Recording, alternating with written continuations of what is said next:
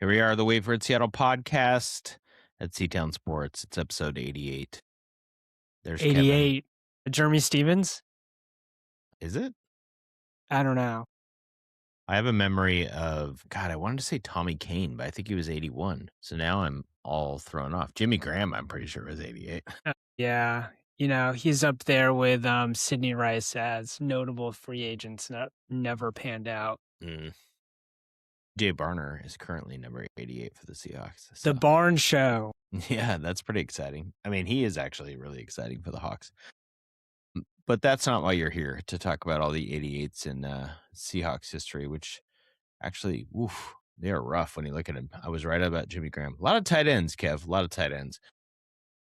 But that's not why we're here. We've got lots of stuff to talk about. We haven't, it took us 88 episodes, but we want to do like what's called a tease here, Kev. So you get the people to listen or to watch on YouTube. On this episode today, we're going to talk about the potential return of the Seattle Supersonics. We're going to talk about the WNBA reaching a new agreement with their Players Association. We're going to preview your Seattle Mariners today. There's so much going on. There's so much going. And we have to talk about JSN's new contract. So all those things are coming up. But you have to watch or listen. You have to that's called a tease, Kev. That's yeah, I like it. Can I start with one thing totally unrelated? Yeah. It's related to our industry, if you call it that right now. Yeah. The Ringer, which I enjoy the Ringer podcasts, they laid off, I think, 7 people from their kind of content editorial division today through Spotify. No offense, Spotify. Are they podcasters? They're podcasters. No, they're not. But the writers. Article I read was that part of the layoffs have to do with the fact that more podcasts, it's moving towards the video format. That either that's what people like or that's what they want to produce. I was just going to say that Netflix has just a bunch of video podcasts now. Well, that's the same. Yeah, it's the Ringer Network. So all of Bill Simmons stuff is on there, and they're doing all kinds of. I'll talk about Bill Simmons a little later today. Oh, well, yeah. Yeah. I don't get it. If you're watching us, good for you. You get to see this mess of a background. But like, I listen to podcasts in the car. Yeah. Or on a walk. Well, you're a teacher. So who watches podcasts? So people like that work at desks that are doing work on the computer. Yeah. Right? Will have YouTube podcasts open. Like it's a thing. Just open Spotify and listen to it. You're not watching it anyway. No, I mean, it's visually appealing to see people talk. You can see facial expressions. They can see me yawn. They can see how angry you get for no reason. It's great stuff. All right. Well, let's lean right into that. And we get our clips. Like, you just interrupted me, Kevin. See? Let's lean right into that anger. We got to start with March Sadness. So the first thing I got to lead off with, because a lot of people were with me on this bandwagon of the Santa Clara Broncos. Not Seattle sports related, but my alma mater. You're a season ticket holder. Oh my God, what a gut punch that one was. It was a great game, though. Oh. It was a great game. Ken Palm has an excitement metric. Yeah. And it was the most exciting game since 2016. Just like all the games ever, like NCAA tournament, regular season games. Great. It sucks that we were on the short end of the stick of that one. I'm glad it was the most exciting since 2016. And now you go back 20 years previous from that, and that's the last time Santa Clara was in the tournament. 96. So they took 30 years. I went to college. They have not been in the tournament. I've been waiting and waiting and waiting. I couldn't even watch the end of it. I had to listen on the radio. And as I'm listening on the radio, I lose my mind at a stoplight when Alan Graves hit the 3 to go ahead with 2 seconds left. I was like, like losing it. And then within, obviously, seconds, they, Oweh hits the 3 from 35 feet. No! I'm screaming. It was just brutal. Like after just he brutal. Hit the bank 3 that now they can get now Kentucky can like reset. basically, right? And have another quarter to play or another, overtime, I don't right? wanna have too much sour grapes here. Yeah, Obviously, Herb Sendek tried to call timeout. They didn't see it. That happens. Go watch the clip. They started the clock late. they did. They did. And so that bothers me because they stole my chance to watch Santa Clara play Iowa State and get annihilated by 30 points. Iowa State would have crushed them, but Yeah, it would have been TJ nice. It would have Altenberger. been nice. Yeah. It was anyway. So Santa Clara's done, as That are a was lot, fun. as are I most mean, people's brackets. But yeah, I had him in the Final Four. you did not. I did. I picked one bracket. Like it's so hard.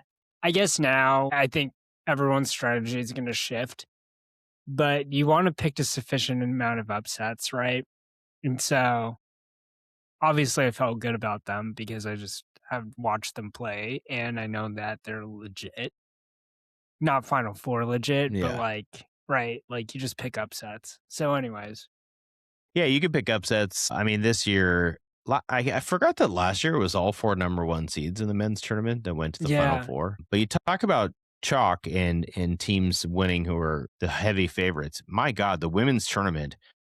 Yeah, I There's texted you last. That's yeah, crazy.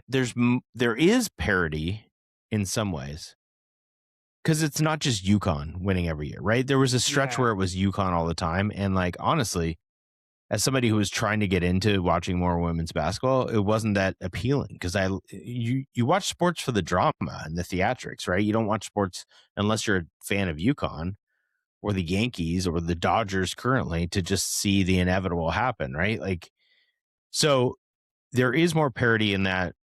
I don't know. There's probably 10 teams that can win the national championship this year, but Women's or men's? Which I'm one talking are you about the talking women. about? I'm talking about the women. Women's, I'm yeah. getting to Yeah. the point. I'm just taking a long time, Kev. Give me a break here.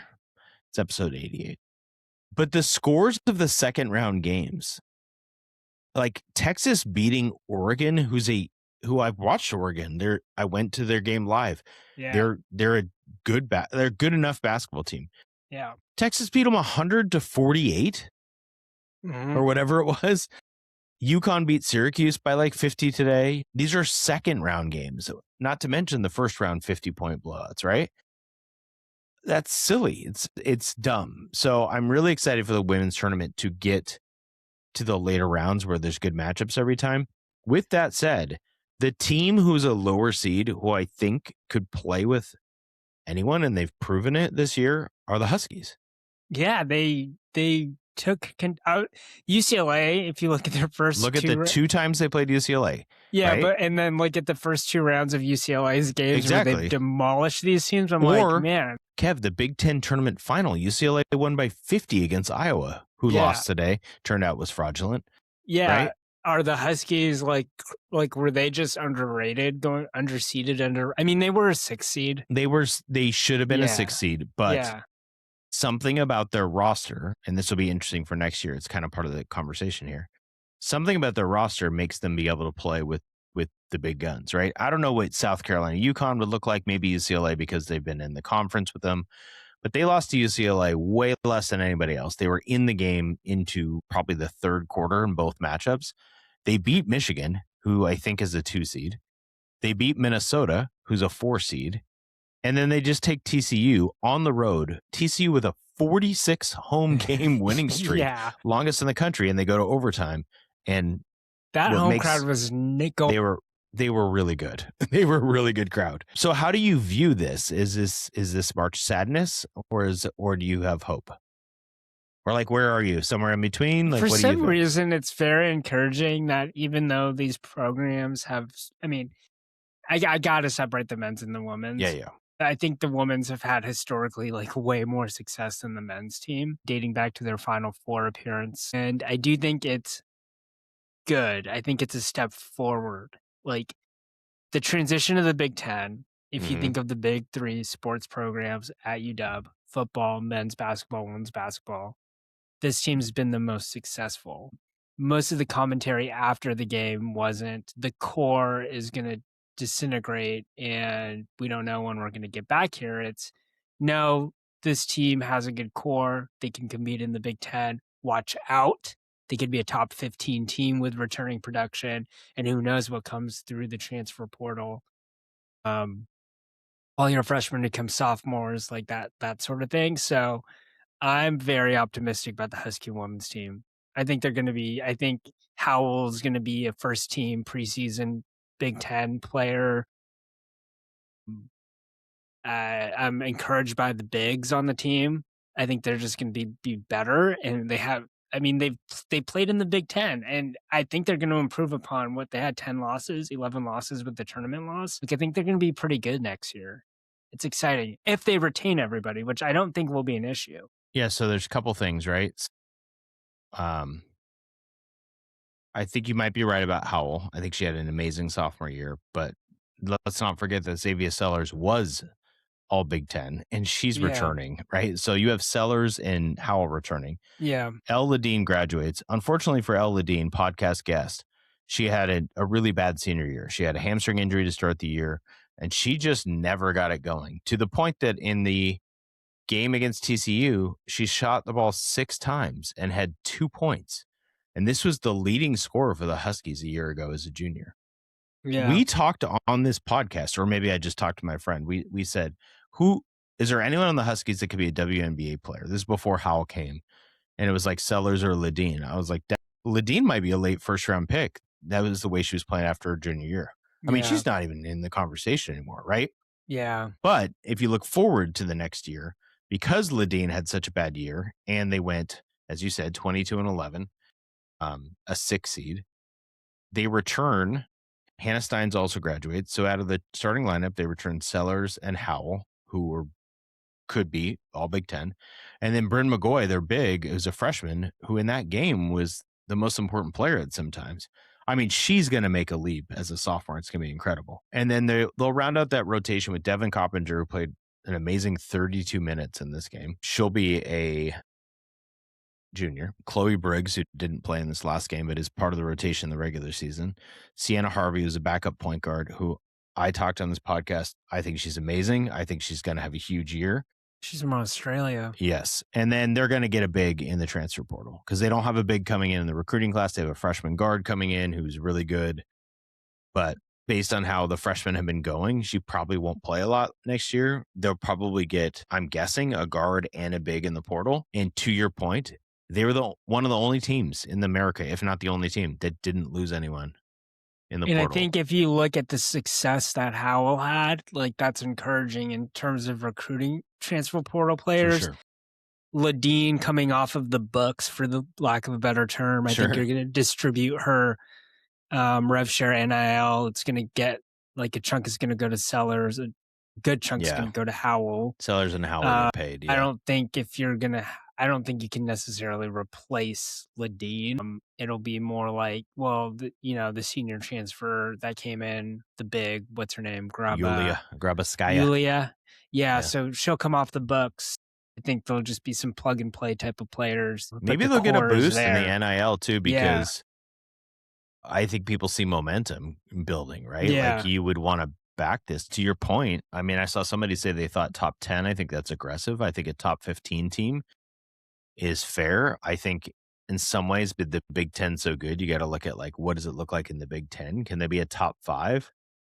You think about Minnesota being a 4 seed this year, like the Huskies can go try it. They should try to go be a 4 seed next year with that roster. Yeah. So that's really exciting. I will be renewing my season tickets. I'll be back at the games. I will also be renewing my Santa Clara tickets. All right, let's go, So, baby.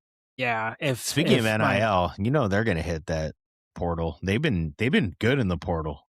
Yeah. They've gotten some talent. Santa Clara has in the portal. It seems so far that Sendek hasn't indicated that he's going to get up and leave. I think they're going to give him an extension.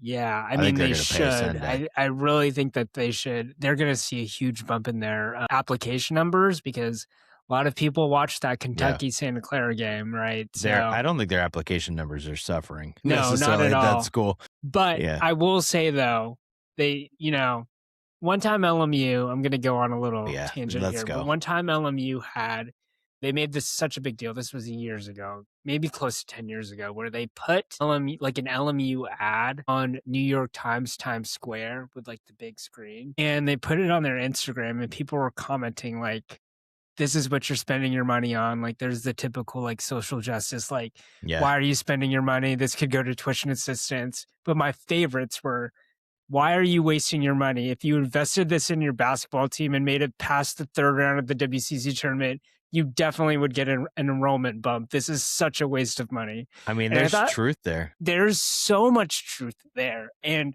this is why this is why High Point Yeah. invest millions of dollars into their basketball program, because now they're going to get a bump in their enrollment. Like it's just so simple.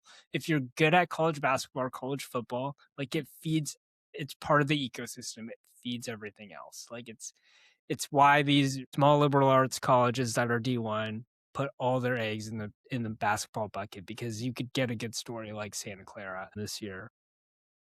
Florida Gulf Coast, remember Dunk City? Yeah.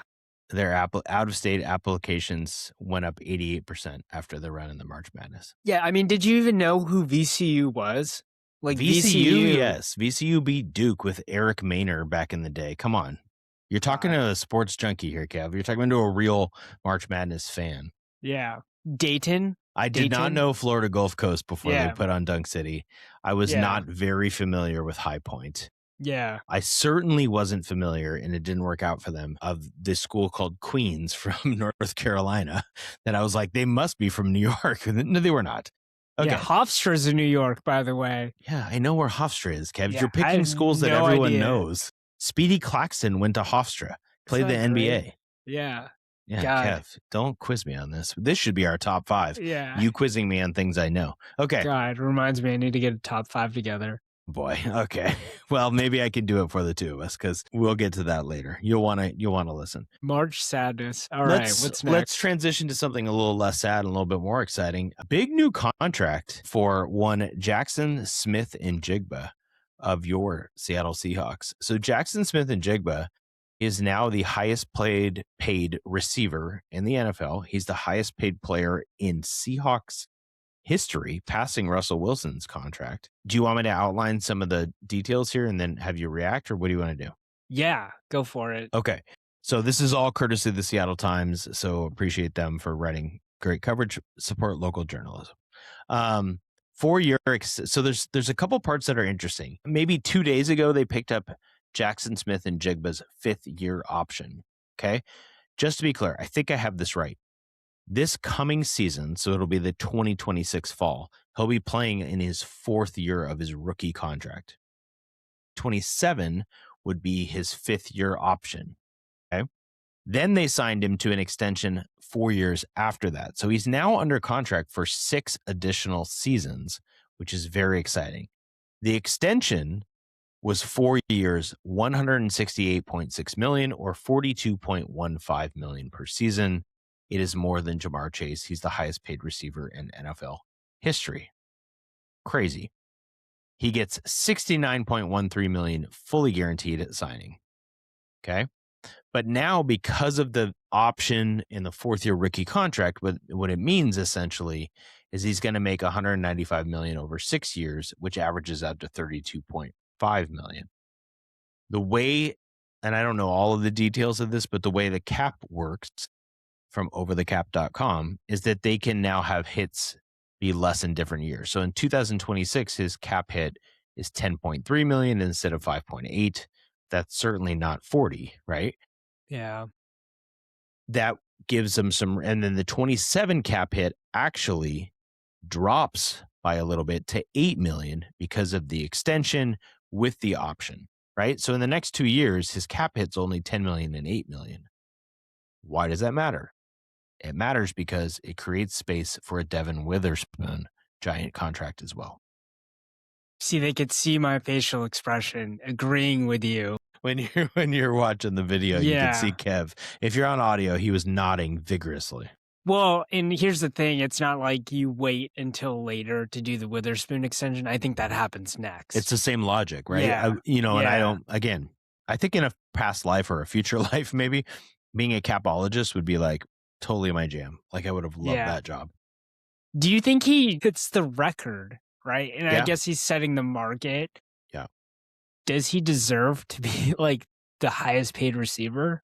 It's an interesting question because if you did it based on who the best receiver in the NFL is, I mean, he had the year last year that would back that up, right? Yeah. And he had a playoff run that was pretty good that would back it up. We talked about this before on the podcast. This is no knock on JSN. I think I'd rather have him than any receiver in the NFL because I'm going to come back to the knock because he is low drama. Now, maybe that Yeah. changes, but I doubt that changes when he gets paid. Like, it's more likely to have more drama before you get paid.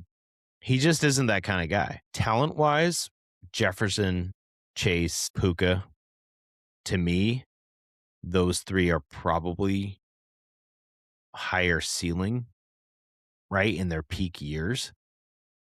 But I'll take the stability of JSN, the teammate,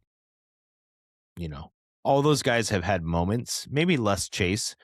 Jefferson's been pretty good, but he's had some moments. And Puka certainly has had some moments in the last year, as good as he's been against the Yeah. Seahawks. He's had some odd moments, right? So I don't know. What do you think? Do you think he's worth being paid the number one receiver in the NFL? I agree with everything you just said. And It's the only amazing. thing that I want to add is that you have to juxtapose the stability. When you say stability, what you really mean, I think, correct me if I'm wrong, is a no drama superstar. And think of There are the, none. Like, he's really one of yeah, one. but think of the dude that was wide receiver number one before him. Mm-hmm. And we've spent so much time defending DK Metcalf and for how he acted and whether I think you might have. I did what not. he did was defensible. But there was a segment of fans that spent their Yes, energy for doing sure. this. And I have defended him before. And Yeah. sometimes it was fair to Right. defend him, and sometimes it wasn't. It was like, what are Right. you doing, dude? But Yeah. it was like, oh my God, you're in your 5th year in the league and you're still doing this. Like, just be a good teammate. Just catch footballs and be really good. And it just was never consistent. And Smith and Jigma has been consistent in the 2 years, right? And he's only going to get better. And I agree with you. I don't know if his ceiling is as high as those guys you just mentioned, but he definitely has the potential to get there, and he likes it here. Yeah. So Yeah. I definitely think he's worthy of it. And at wide receiver, it's not like at running back where you're going to have just durability concerns by virtue of the position, right? If he suffers some type of injury, a season ending injury, sometime in these 5 years, he can bounce back from it, right? Like wide receivers, that type of position.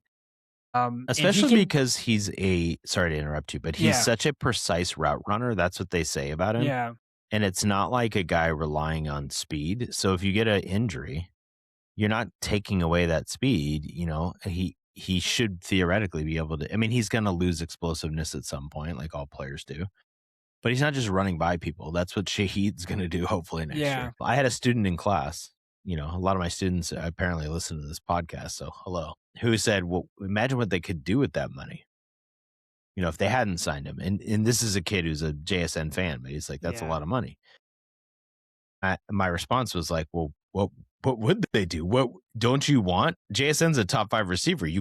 That's what you want from it. You're not going to go yeah, replace that with that money. You're not going to, there's yeah, no running back that's worth going and getting for part of that money.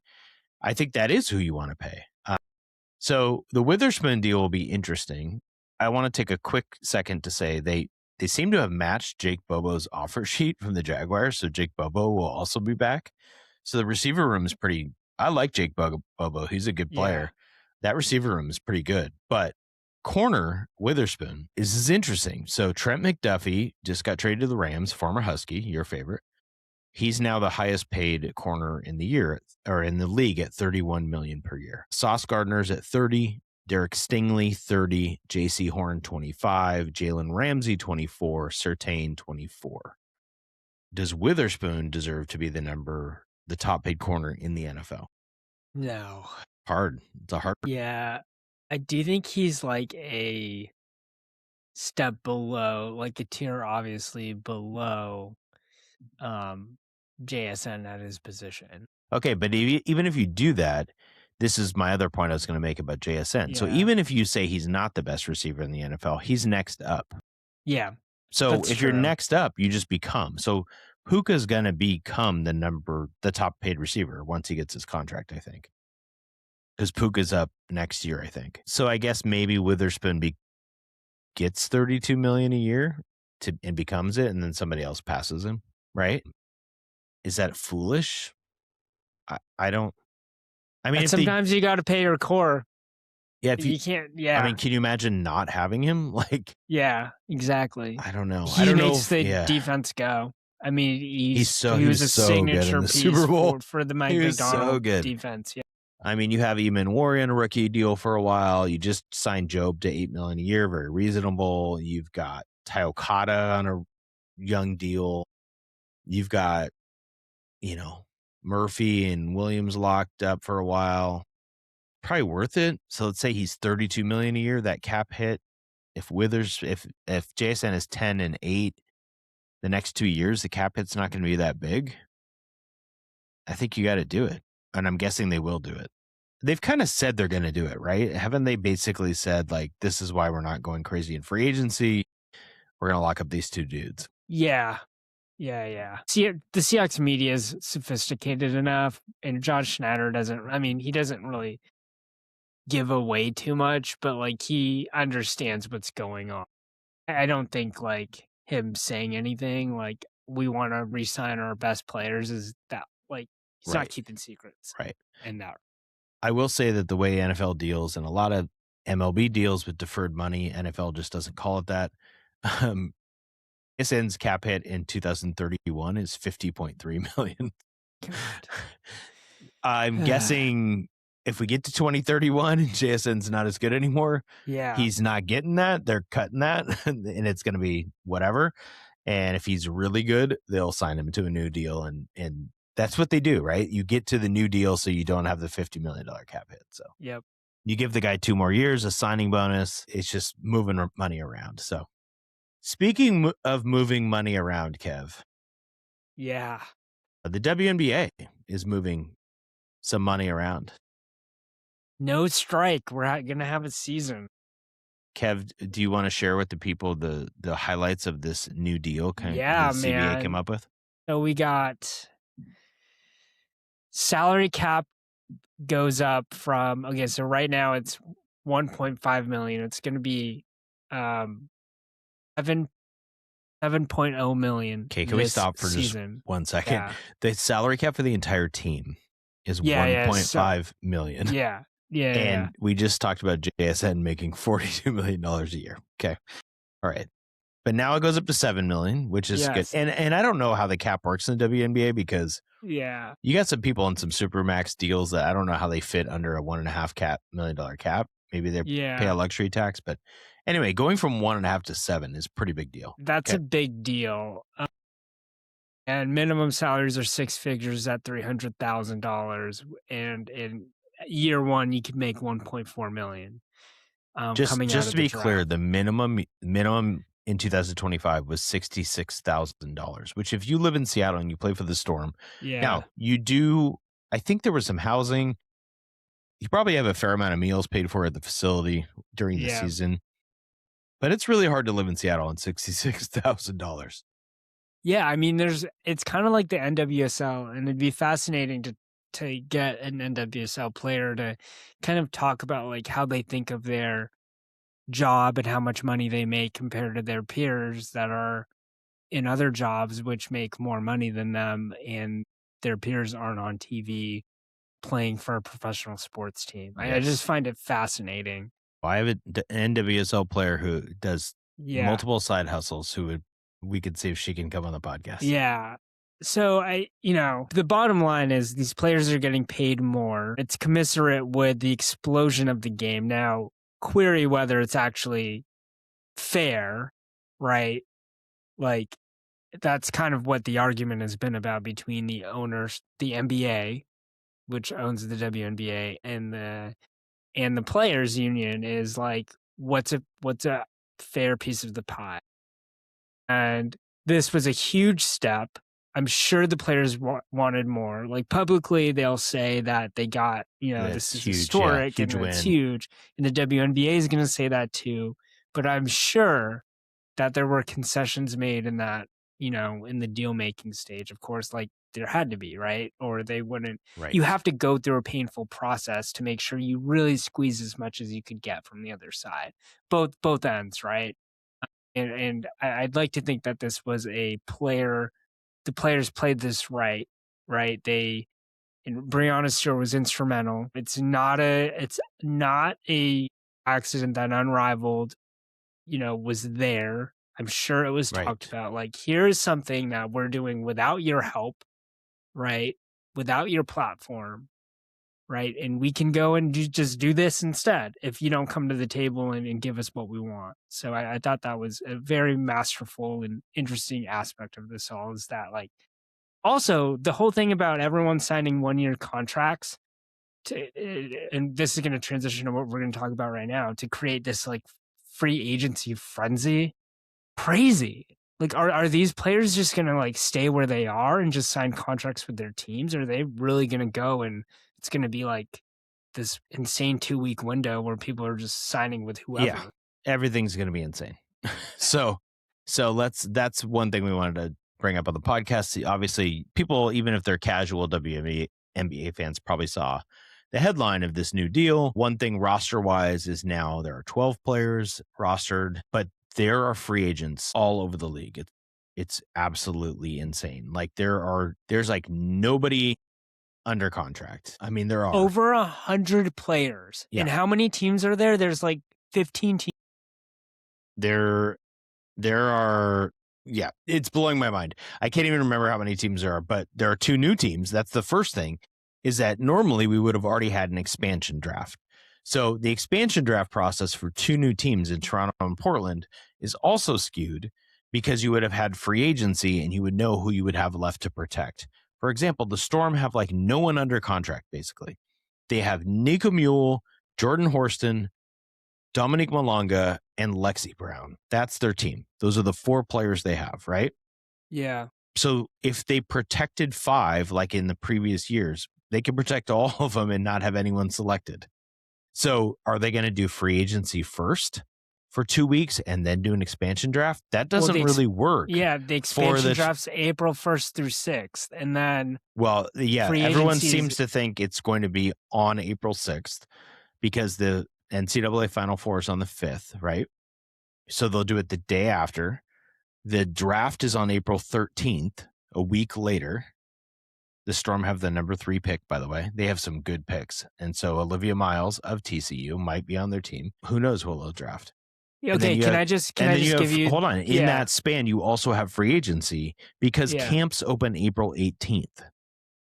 So this is all happening. Period. Yeah. And it's going to be madness. So okay, so let me just add on a little detail here. Yes. So from April 7th to 8th, teams can make qualifying offers to restricted, reserved, or core eligible players. Like, I have no idea what that means. I don't even know if that exists anymore under the new contract. That's what I'm saying. It would be under the CBA, but no one has seen it yet.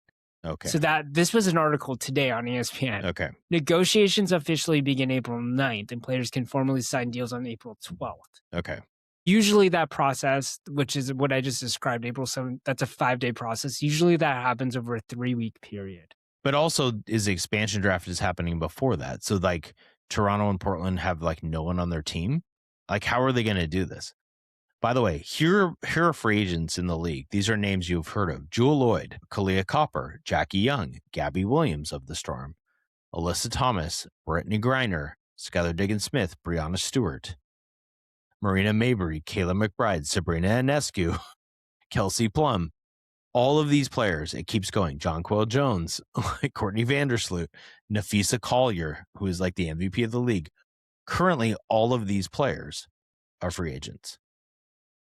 Nafisa Collier's probably going back to Minnesota. That's where she lives. That's where she's from. They'll probably give her a ton of money. It's also awesome for these players. They're all free agents because they can now sign these supermax deals if they're the best players in the league. For example, Collier, who I think is currently the best player in the league, was making $184,000. She's now going to make 1.4. She'll get the max, 1.4 million. Awesome for her, right? This is really good.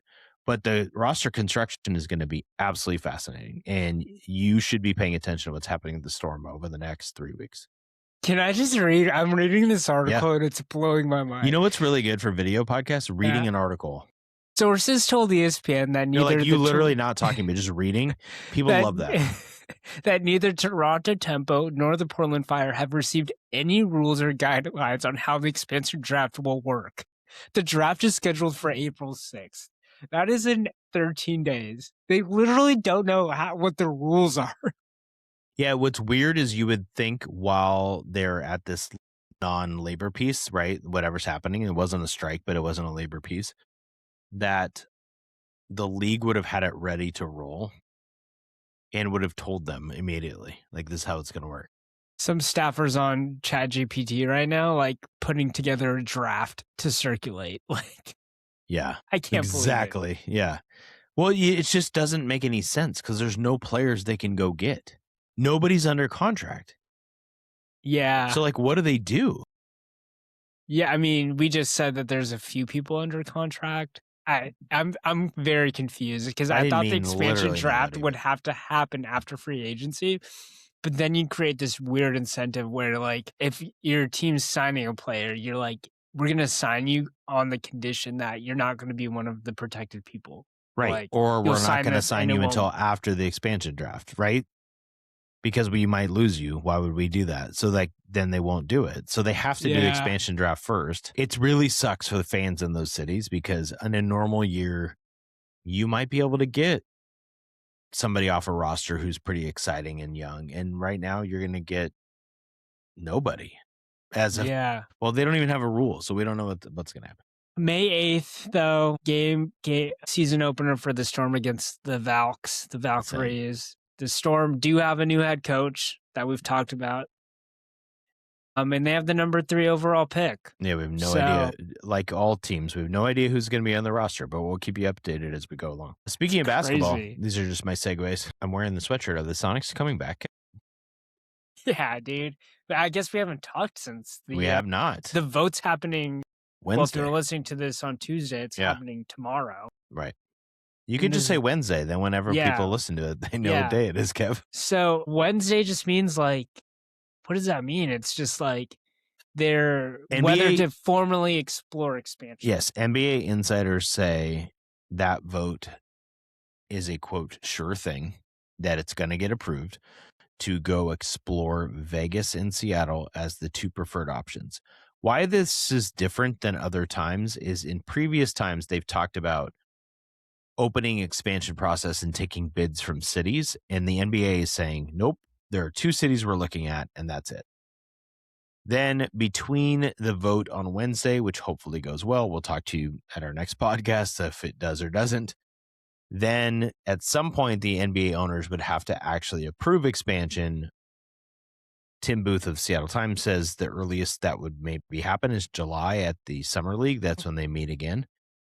So maybe in July we find out, yes, for sure it's going through. But this is what's interesting. Seattle Times today and many places, I saw this come through my email feed with a news notification that Samantha Holloway and the Kraken ownership group today, who are rumored by many to be the potential Sonics owners, right? They announced an umbrella organization, One Roof Sports and Entertainment, which is the name of what they've had before.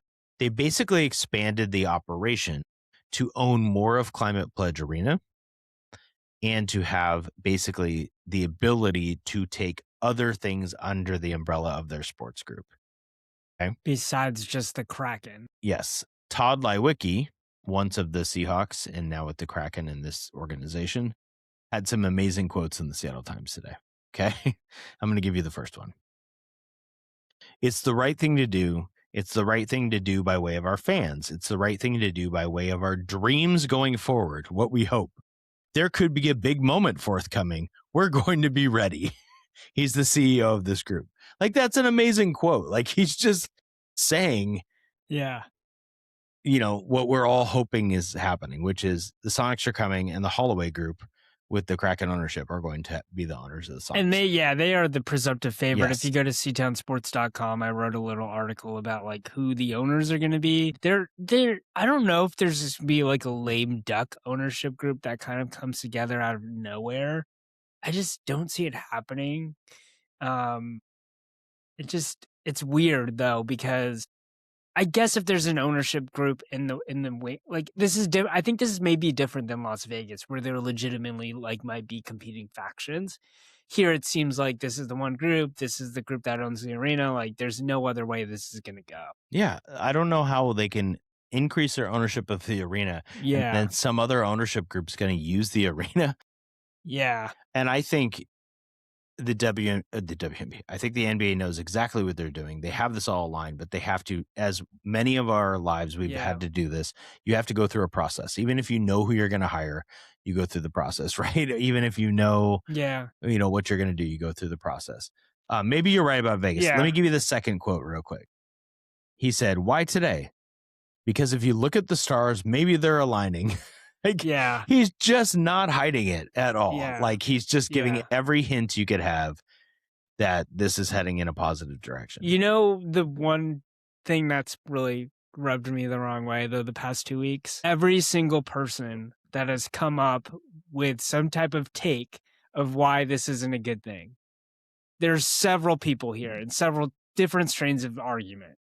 Gilbert Arenas gets on his little Yeah. podcast and insinuates that Seattle is, like, not ready or times have changed. He said, "Times have changed." Like, can the city afford players? Are you stupid? Well, JSN this just signed the millionaire tax richest. thing is a whole It's also it's let ridiculous. me talk about JSN would that. be paying more in taxes in like 5 other places. Yeah, that's I live in California. It's He'd such be a paying stupid more there. argument. The Yeah. Dodgers are here, right? They sign whoever they want. The Yeah. Giants are here. Mike I Evans just signed with the yeah, Niners, no problem. yeah, Trent McDuffie just signed the biggest corner contract in LA, right? And yeah. It's a it's yeah. fine. It's I fine. feel like the people that are freaking out about this tax, which is surely going to be challenged, don't know what they're talking about. They so, don't. so And they might know what they're talking about, but they're yeah, purposely pretending like they're passing a narrative for a yeah, specific constituent group. yeah. So let me keep on going on this because also this argument that like some people in Seattle are thinking like, oh, let me know when the Sonics are here. But for now, the NBA sucks, and like I'm not Oh, really I too hate it. excited about. I Right? hate that Also, a argument. dumb argument. I Like, hate it. yeah, Now, here's the one thing I do get, Kev, just and I'll yeah, kick it back to you, I promise. yeah, But people have stopped watching the NBA and they only watch casually like every once in a while yeah, because the Sonics left, and I would never blame anybody for that because yeah, I stopped watching for a while. It's a different product than college and high school basketball for sure. The regular hmm, season can be mired in a lot of offense and lack of defense. yeah, It's an awesome product. It's awesome. The NBA game is the stuff guys are doing is amazing. Your your novice opinion that it's just corner threes and people don't know what they're doing is absolutely ludicrous. The coaching in the NBA is far superior to college basketball. The levels of stuff they're doing in adapting from European basketball and all this stuff, like it is insane the type of stuff they're doing. yes. So I would encourage people to just Yeah. back off on that take. Yes. And also, this is related, but Bill Simmons and a group of other NBA media insinuating that, like, if you add two teams, that the product is going to get materially worse because there's blowouts. Like the tweet that went viral was like there was a 40-point blowout, and it's like, well, you add the Sonics and you're just making everything worse. Like, give me a break. There's enough NBA players to go around to make this thing work. It's not adding two teams is not going to make the league that much worse. Like there's other things that need to be other levers that need to be pulled, Yeah, there's right? plenty of basketball talent. We're not lacking basketball talent in this country and in the world. Yeah. Bill Simmons, has a podcast where he's talking about how the top 4 players in the world are as good as ever.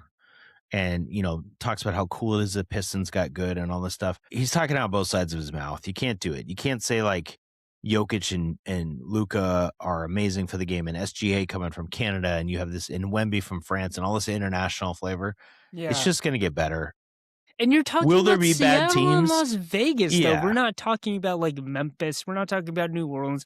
We're not talking about these other small market teams. You're talking about two established markets for other sports, right? Yeah. I mean, it could dilute the product, but like it's not because there's tanking this year and that's the problem. There's tanking because there's a really good rookie class that will come in next year, and the NBA hasn't built incentives not to tank.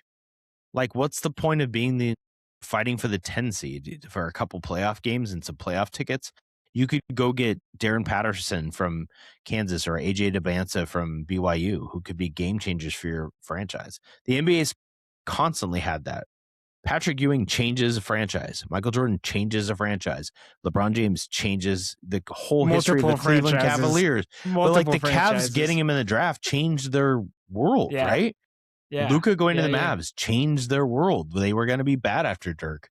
I could go Also, on this you forever. have teams that suck. Like, that's just Yes, part of a every league. sport Like, has it. The Rockies that's lost why 114 games last year. They're an inept franchise. Yes, they the have Cleveland problems. Browns exist. Yes. They have This 75 argument quarterbacks. that you add two teams that the product is just so bad. Yeah, it's going to be awesome. Everyone's going to be so excited to come back to Seattle. Let's hope it happens. God, I just had to But, get Kev, that out. Oh my we gosh. do have a team in town now who we should be excited about. And we've already gone long, but we have to preview. And so we got to spend a little time. We'll try to do a little bit rapid fire, but we got to preview your Seattle Mariners. They're projected by every projection model and every prognosticator to win the AL West this year. That terrifies me to start.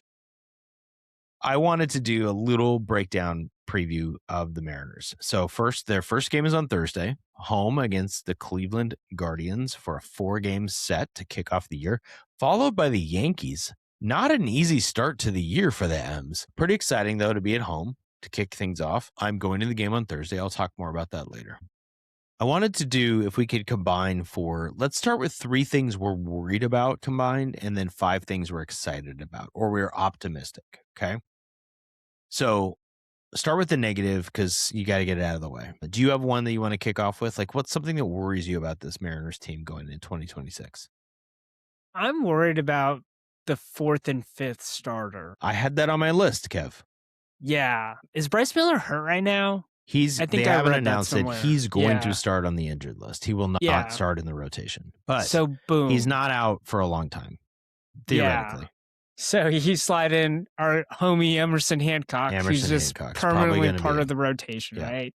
And then you have Castillo as your 4, who honestly, not that bad.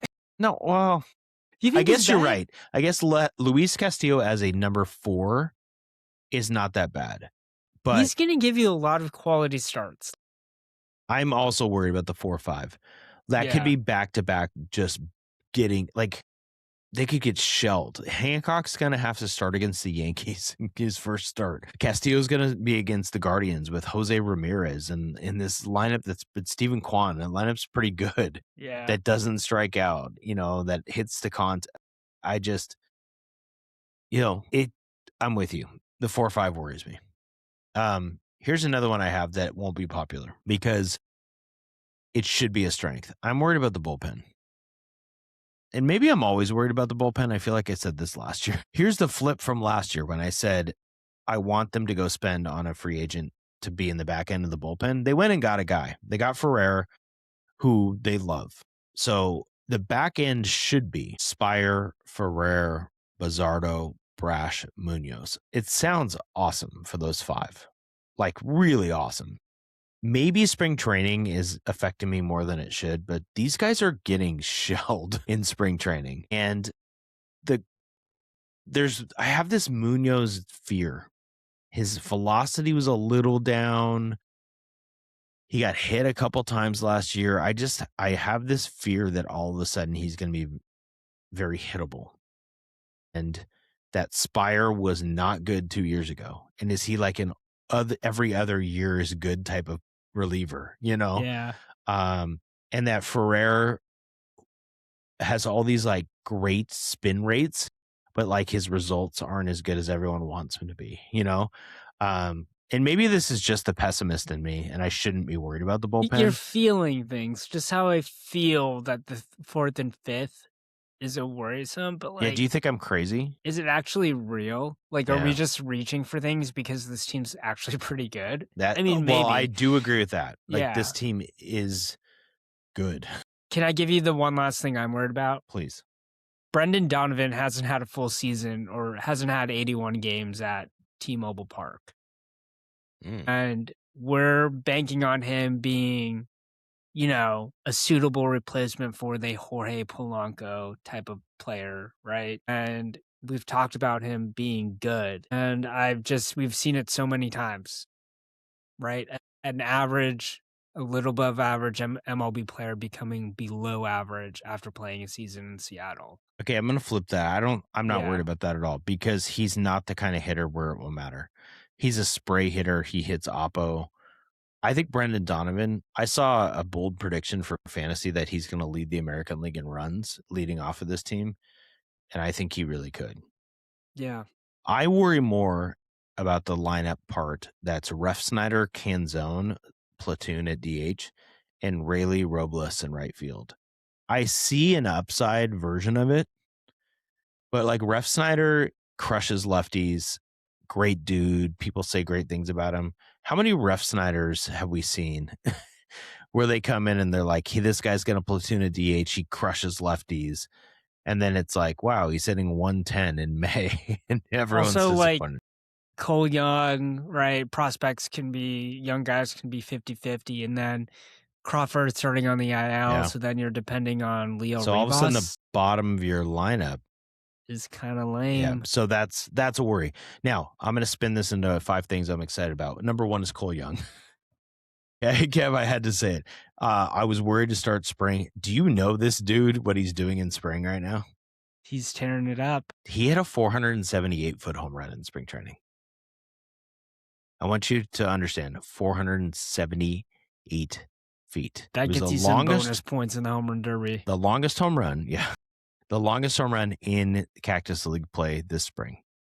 He has 6 homers on the spring. He's hitting over 300. I believed in him last year. I've talked on this podcast. Like, there's something about the way he plays, his swing. I was disappointed that he kind of finished not strong, but he's so young. I'm so excited to watch Cole Young play. I really hope he has a good April. That would be awesome. What's one thing you're excited about? I'm Or you're excited. I optimistic? mean, I think we have to say it. We just have to say it. The rotation is legit. I mean, the fact that there's a debate of who should be the number 1 starter, Yeah. Brian Wu or Logan Gilbert. Yeah. And then all of a sudden you forgot about George Kirby, who Yeah, Dan Wilson, I'm I with think, you. believes in the most, right? Yep. And I think like Kirby may have had a down year. I think he's poised for a bounce back this year. I think Wu is excited to not be, not to have an injury. And then Logan Gilbert has this uber confidence because he knows he could be the dude, right? That's 3 aces and 1 former ace, right? Unquestionably the best rotation, maybe in the big leagues. It's in the Do the Dodgers have the best rotation? Some people think the Red Sox at the top of their Yeah. rotation. Yeah. They got one of the Phillies pitchers, Ranger Suarez, and then they have Crochet at the top, and they're pretty good. But Yeah. those 1, 2, 3 was on my list too, and we didn't even talk about this. But that excites me. Thinking about the year starting with Gilbert, Kirby, Wu, which seems to be the order they're going to go. That's awesome. Having Wu pitch in your 3rd game, so great. I think too that it'll be interesting to see how these guys kind of respond to being so close. Yeah. And how competitive how much more competitive that they'll be, knowing what's on the line, knowing how important it is to win the division, right? And not have to go pull off a miracle run in the second half. Although something tells me that's just how it goes, right? No, We'll see. I know. We'll I hope see. they build up a little Yeah. momentum early. Although remember 2 years ago they had a 10-game lead. That didn't go well either. So my other one is the top of the lineup. So we talked about the concern maybe at the bottom, but Brendan Donovan, Cal Raleigh, Julio Rodriguez, Josh Naylor, Randy Arozarena as your 1 through 5. Oh, that's beautiful. That is beautiful. Yeah. That's a really good top of the lineup. Right? Isn't that amazing? Yeah. It's amazing. Slightly related, but what does Cal Raleigh and Randy Arozarena have to do visually for you to believe that there is no beef between them? Nothing. Randy's statement. So you're taking it at face value. First of all, Cal already said they're good. Yeah. Dan says they're good, right? So everyone said they were good. We have no reason other than Randy, what we talked about before. That Randy said and some he awful really stuff. he said he apologized for his. Yeah, when he said he apologized, Cal says they're That's enough good, for that they're you. Yeah. brothers. Like, it's Yeah. done. I don't think anyone's Yeah. going to talk about it anymore. Yeah. Maybe an opening day or Maybe something. we shouldn't talk about it, but what a weird story. I'm not even worried about it at all. Okay, but let me tell you something really quick. Last year on opening day, okay, I don't know the actual lineup, but I'm going to tell you who started. Oh, it's not as bad as I thought, and Bliss might be starting, but Bliss and Rowdy Tellez started on opening day. In 2023, France was at first, Colton Wong at second, Jared Kelnick in left, Tommy LaStella was our DH. Did you see Kelnick didn't make the White Sox? I did. Also, just as FYI, Teoscar Hernandez was our starting right fielder in 2023. That should have worked out. What's another thing you're excited about or you are optimistic about? I mean, Josh Naylor, come on, man. He's like, who can become a fan favorite within like 3 months? I might buy his jersey. I might do it. Quite amazing. I don't think there's any other. If we sign him to a deal, go buy the jersey, man. It's worth it. Like, it's awesome. He's it's just amazing. That's a black hole at first base for years. I mean, Ty France obviously had an all-star year and he was pretty good. But Josh Naylor's a better version of Ty France. And he's so much more just fun. No really offense, Ty France. Exciting to have. Yeah. Just at one point we were talking about like Seattle not having stars or whatever. And this was just in the fall before the Seahawks went on before they ran the table. But man, we haven't even talked substantively about Julio Rodriguez and Cal Raleigh. Like we're not talking about like Josh Naylor. One of my other exciting things is Julio. I'm a fool, I guess, to quote George Bush, fool me once, shame on you. You're never gonna fool me again. Was that pretty good? Yeah. It's a great part in a J. Cole song. Julio, I just think this is the April where he just does it. I mean, I'm gonna tell you, it's a good season. I'm trying to find his splits for his career. Okay, in his career, I'm looking at March, April, he's a 229 hitter. Most strikeouts of any month by far. Yeah, he's and then May he's actually 279, June 251, not great. And then he goes 281 July, 320 in August, and 297 other months. So he's truly a second half player. Just imagine if he hits 265 in April, what his season's going to look like. I'm just excited to watch Julio starting on opening day. I just think I don't know. Again, I might be a fool. I think he's going to be great. Cal Raleigh over under. Oh God, go ahead. Go ahead. No, I like your over under. Cal Raleigh. Over under home runs of the year? Yeah, over under home runs. Do you remember the bet I made last year at the start of baseball season that I talked about on this podcast? So I did not bet on Cal, but I almost wanted to because I think it was like 29.5 last year was the over under. I bet on Aaron Judge last March. It was 45.5 was his over under. He went over. He almost always goes over. Yeah. But what's Cal's? 39.5 on FanDuel. I'd go over. Over. He's hitting in the 40s, I think. He's like worst case, it's like a Schwarber, who's awesome. Yeah. Schwarber hits like 44 home runs and hits like 210. I think Cal will hit more like 240. I mean, there's a scenario for sure where he's in the 30s, so it's not a guarantee. But can you imagine a 30 home run drop? Like that doesn't seem like it's going to happen. My last one, my bonus here is Colt Emerson. Whenever he comes up, that's going to be the most exciting part of our podcast. I was kind of annoyed that he didn't make the roster, especially with Crawford's injury, but I can live with it, I guess. It's smart. I love Leo Rivas. Let's give him 15 days. I love that guy. And also they're playing Cole Young at short right now. Yeah, you can't have a black Bliss. hole. They're putting Bliss at second, which, no offense, Ryan Bliss, that does not excite me.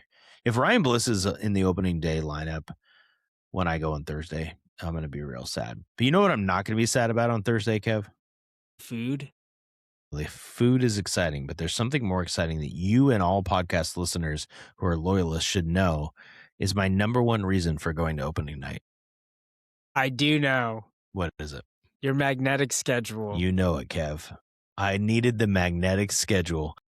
I think I've talked about this, but maybe not. I bought the rookie flex membership plan from your Seattle Mariners, which gives you a certain amount of money and you have it as credit, and then you get to spend it on whatever games or whatever tickets you want. Same thing I did at the end of last year, but I did it for the full year.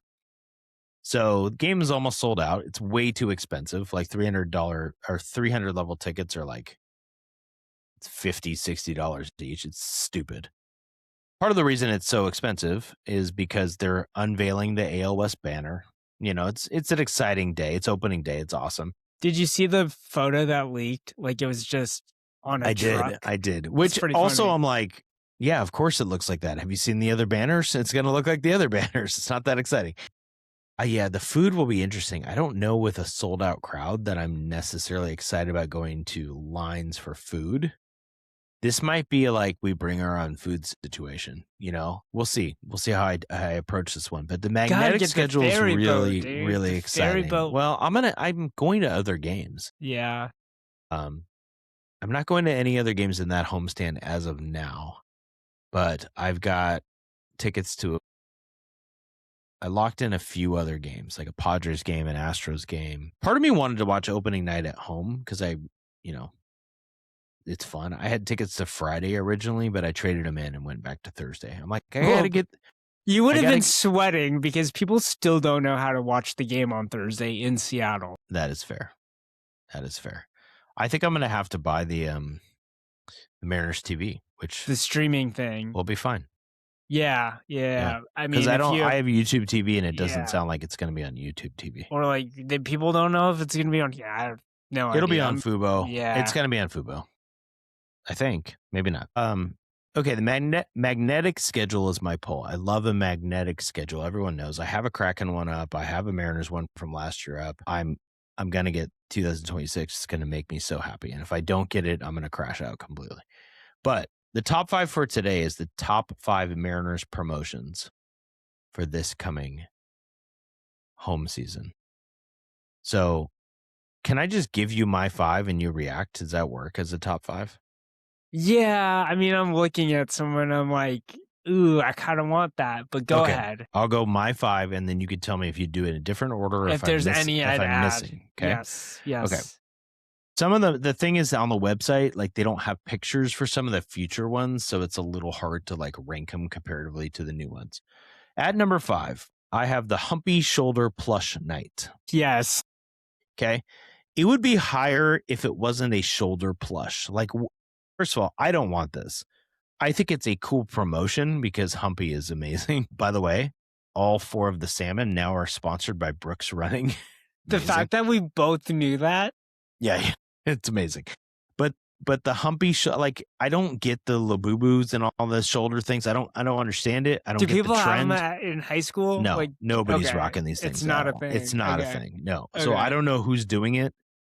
I don't know if it's a Comic-Con thing and people are wearing them to Comic-Con. That's my assumption. Is this terrible? Are we losing viewers? I don't know who's wearing it. But the fact that it's Humpy, I'm kind of in. I'm going to keep it at 5. Okay. Number 4 for me. The AL West replica banner. Opening week, right? I think it's the next day, which was what I was going to go to. It's pretty cool to have the replica banner. It's not a World Series banner, so like in some ways you could really make an argument to knock it down. There's 2 probably you'll be mad at me for not including on this list, so that's number 4. That's the second day of the season. Number 3 for me is the Randy Johnson 80s Jersey Day on May 1st. It's a gray, like old school. It's this logo, this Mariners logo on my hat, right? The old school 80s, like just ridiculous retro font. Very simple, but the retro jersey is just beautiful as a giveaway. So that's my number 3. My number 2 is the Cal 1970s replica jersey throwback. The baby blue Mariners throwback. You got to Google this, people. Oh, it is gorgeous. It is a gorgeous replica throwback. By the way, someone left a YouTube comment asking about where you got your hat. This one? Yeah, this is why people watch the YouTube. Where did you get your hat? I got it at Dick's Sporting Goods. They don't sell it anymore, though. Yeah, I think that was the issue, is that someone was like, I want this hat, but they didn't know where to get it. So if you're watching, Dick's Sporting Goods, but they My don't sell them goal, anymore. Kev, I found a bin of hats that I've kept that I'm gonna wear. Great. No, these On hats the are pod? like 90s hats and stuff. I'm gonna wear them. Yeah. They're gonna look real funny on my head because they're weird shaped and stuff, but I'm gonna start rocking them on the pod. Number one, speaking of that, Kingdom Fanny Pack Hat Night. What? Kingdom Fanny Pack Hat Night. That's number one. You're Googling it right now. No, I see it. It's incredible. Yeah. I mean, what's better? What's better than a Kingdom Fanny Pack Hat Night? Just think about the words together, everybody, and then think about what that possibly could look Yeah. like. Truly incredible stuff. So I'm looking at the thing and it's giving me a memory of my father. Yeah. That's So awesome. going to sporting events back when there were actual tickets, physical tickets. Here's what he did so he would never forget the tickets. He'd have his hat, he'd put the tickets in that little ledge, Yeah. right there, and just slot them in so they'd be kind of curved. Yeah. But the thing about my dad is he'd sweat a lot. So Mm. sometimes those tickets would get soaked. It's Jim. really gross. Sweaty Jim, man. Anyways, But here's what Jim could have done with the this fanny hat. pack. It's literally a fanny pack on the On hat. top I'm of the sure hat. this will be clipped and we'll have the little picture of it. You would But put you the can ticket. unzip it. You can just put the tickets in there. Yeah. It's incredible. Yeah, back when you need a ticket. I gotta look at Anyways, what date this is because Can I you gotta believe go to that this that's how we game. got into games? Like, if you lost like the paper, like you'd be screwed. Or if you detached the perforated part of it. Yeah. Doesn't that blow your mind? Can I just finish with a little story for you about that? Yes. I went to a concert. It was a Go-Go Penguin concert for anyone who Yes, listens to yeah, Go-Go yeah. Penguin. This was okay? around Christmas time. Yes, I remember think I this. told you this. I might have even said it on the pod. I was going to this concert. I went with some other teacher friends. Great. Yeah, I was the one who didn't know Go-Go Penguin. It was some sort of electronica, jazz, funk, something. Matt Butler, who you know, Yeah. former a friend of mine, a co-owner of a baseball team with fantasy baseball team, not a real one, teaching partner of mine right now, bought paper tickets for this concert because they gave him the option. And he's like, paper tickets are awesome. And then, I love you, Matt, but he forgot the paper tickets. So did you we guys were just have to buy at the door? in line when he told us. And thankfully, because we live in a digital age, they had a record that he had tickets and they just They're printed like, new ones or "Dude." whatever. But he brought us the paper tickets after the fact and said, well, here they are. And I've got it stapled up in my office. Yeah, It's a kids great will memento. never. Sorry, there's my Oh, yawn. there's the yawn. Kids will Drink. never. Kids will never understand though. Never. Like you get things like you'd get a ticket signed. Like Yeah, I have honestly, George Carl signed a ticket for me, former Sonics Yeah. coach. Yeah. honestly, I do think though, like the best souvenir is a picture with the person. I think that's better than the autograph. It's more personal. No one else has Sure. it. Yeah. It's a snapshot of a memory. It's like an in time. NFT 101. Yeah. Yeah. Anyways, Now they're like making digital tickets you can purchase after. Like you could have bought ALCS yeah. ticket with your, wherever you sat with the thing. I mean, It's I not could the- look at my phone and I could see my ALCS digital ticket and my Super Bowl ticket, and Oh, I okay. think You're I just don't flexing have on everyone. my national championship ticket though. No, it just It goes it away. looks like eventually. it's gone. So Kev, what if you had like the physical tickets were cool? I made a poster in 1995 with the refuse to lose card they handed out at the game, a That's scorecard, pretty cool. stop yawning, a scorecard from the game and the physical tickets. I made like a picture collage That's was pretty up. cool. Yeah, you can't do that anymore. These kids, Yeah. all they do is just scroll on the Snapchat and they don't even know what a physical ticket looks like. I mean, how frustrating is it when those little readers don't work? Oh my gosh. Anyways, I can just go on this. The old men are Yeah. done. It's way past our bedtime. It's time to go. Hopefully we'll be back next week with episode 89, but you never know with us. Yeah. Were you all impressed that I know what physical tickets were? I feel like some people listen to the podcast and think I'm like 30 years younger than you, which I'm not. Well, that But- seems like more of a slight at me than you. 30 years, my God. All right. Well, yeah. I guess that was the top 5. So That was the great. top 5. That was our podcast. The bottom 5 Man. was all the comments you God. made about my age. So See you next See you week, next week. hopefully.